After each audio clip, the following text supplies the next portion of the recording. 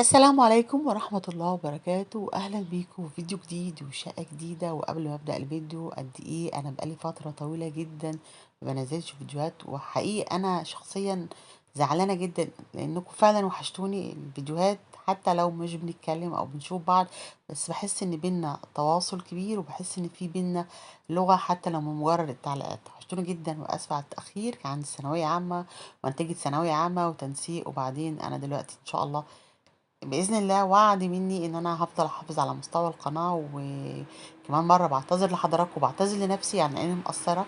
بس نبدأ فيديو النهاردة بلايك حلو منكم، ويا ريت لايكات كتير لفيديو النهاردة عشان مستوى القناة كمان، لان انا حاسة ان الفترة اللي فاتت انا اهملتها جدا، والفيديو يوصل لاكبر عدد من الناس. النهاردة معانا شقة قمر بكل التفاصيل، ولما نشوف تفاصيل الشقة بتاع النهاردة بنتأكد ان الشقة دي للعملاقة طبعا ارت ديزاين من الشركات اللي انا شخصيا بحب جدا آم، اتكلم عن شغلها. وبصراحة بستمتع وانا بتفرج على التفاصيل اللي هما بيعملوها.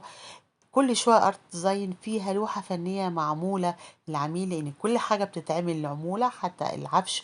يعني مش بيروحوا معرض اساس بيشتروا، بس كل حاجة بالمساحة والتفاصيل، فبيستغلوا المساحة عندك، صح؟ بينفذوا لك قطعة أساس أو قطعة. أنا بحس إن هي تحفة فنية مناسبة ليك أنت، مش هتلاقيها عند حد كتير. نبدأ فيديو النهاردة ونقول بسم الله، ودعوة حلوة من قلوبنا لأصحاب البيت، ربنا يسعد اللهم امين. الشقه بتاع النهارده تشطيب ارت ديزاين بيستلم من حضرتك الشقه على المحاره زي ما بيقولوا، او على الطوب الاحمر. بيعمل محاره وصرف وتاسيس سباكه ونجف وستاير وفرش وبورسلين، كل التفاصيل دي، وعفش واساس واجهزه كهربائيه ارت ديزاين بيعملها. تشطيب المتر عندهم لو شقه تعدل 150 متر 9100. تشطيب شامل الأساس وتأسيس السباكة والأجهزة الكهربائية والتنجيد والسيراميك والبورسلين والجبسن بورد، كل ده. العفش هنا أو الأساس تبع كوليكشن فurniture. الستاير جاد براند.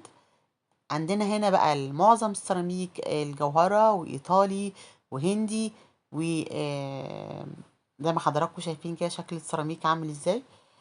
تكلفة الشقة الأدوات الصحية بس، الصرف والبانيو والأحواض والحاجات الدفن، حوالي 52,000 للشقة 100 متر. الباب مغلف بالكامل ب20,000. وطبعا زي ما حضراتكم شايفين، بصوا اللمسات اللي في الشقة رائعة. ارتزان بيفتح تعاقد 4 مرات في السنة، في شهر كل 3 شهور بيفتح. ما بيفتحش قبل كده لأن بيستكفي بالعدد اللي عندهم، ما عدا العملاء القدام بيفتح لهم أكتر من مرة في اي وقت في السنه. بصوا بقى شكل الريسبشن وجماله. عاوزه دعم منكم لايكات كتير لفيديو النهارده وتعليقات كتير، لان حضراتكم فعلا وحشيني كتير جدا. واتمنى تكونوا يعني انا متنسيتش بالنسبه لكم، عشان الفيديو يبدا ينطق القناه زي ما بيقولوا. لو لايكاتكم الكتيره تخلي الفيديو يوصل لعدد كبير من الناس. بصوا جمال الريسبشن، قد ايه البساطه في الالوان. انا بحب الشقة ما شاء الله مساحتها حلوة، ولكن أنا مش حاطة الشقة كلها عفش وبس، سايبة مساحات حلوة جدا. بصوا شايفين المساحات والتقسيمة. في نفس الوقت مش حاسة إن الشقة فاضية رغم مساحتها الكبيرة، لا كل حاجة مكانها. وجود دايما الزرع سواء كان طبيعي أو صناعي أيا كان بيدي روح حلوة جدا لكل مكان، وده ارت ديزاين دايما حريص عليه.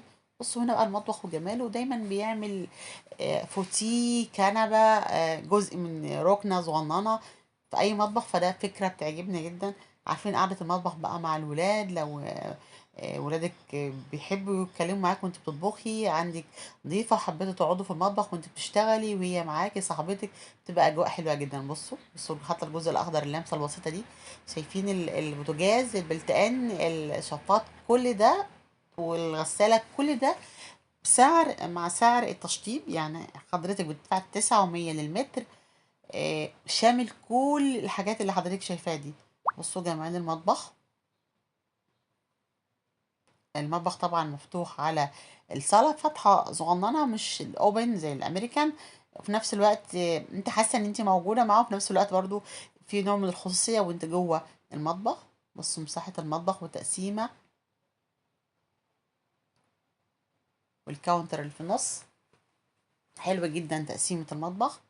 نخرج كده من المطبخ بقى على الأوض، هنشوفنا ريسبشن فيه آه، ركنة مودرن، وفي انتريه، وفي السفرة.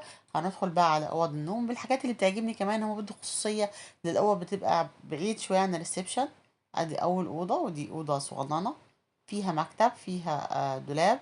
بصوا الستاير سيمبل، مجرد بس طبقتين، طبقة عزل وطبقة خفيفة شوية وكده، بس من غير برائع كتيرة معقدة. بصوا السرير هنا، ظهر السرير متنجد اهو، يعني بشكل شرايح كده، وفي شرايح ستانلس. السريرين عاملين ظهر الحيطة كلها متنجدة.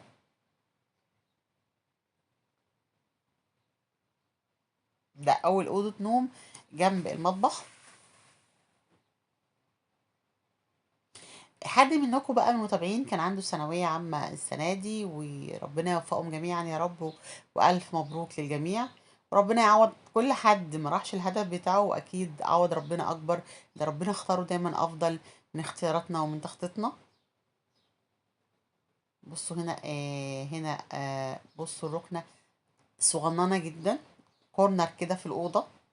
معانا شاشة وجيبسون بورد سيمبل، وأنا بحب الجيبسون بورد يكون بالطريقة دي، لان الجبسون بورد من الحاجات اللي اعتقد الفتره اللي جايه ممكن ما عدناش نلاقيها في التشطيبات. لكن لو هعمل جبسون بورد او انا بحبه، يبقى بالطريقه دي، من غير الوان كتير، من غير اضاءات كتير، يبقى مجرد لو للشاشه رافين بس، لريموت، لانتيك، لاكسسوارز بس. هنا حمام كمان في اوضه النوم. بصوا لو لاحظتوا ان الشقه دي فيها اكتر من حمام، وكل حمام فيه مختلف عن التاني، بالديزاين بتاعه، بالالوان، بالسيراميك، بالبورسلين.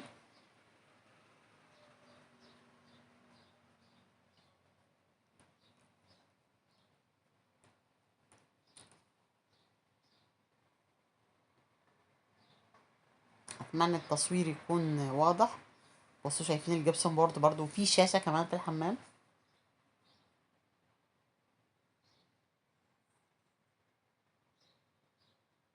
ده كده شكل الحمام.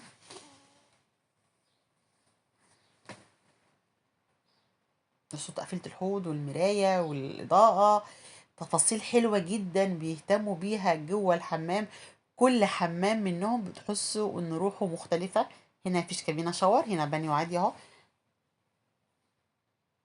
التشطيب الصحي هنا بالأحواض، بالبانيو، بالسيراميك، بالسباكة، بالخلط، بالحاجات الدافنة اللي في الحيطان، بيكلف حوالي 52,000 جنيه.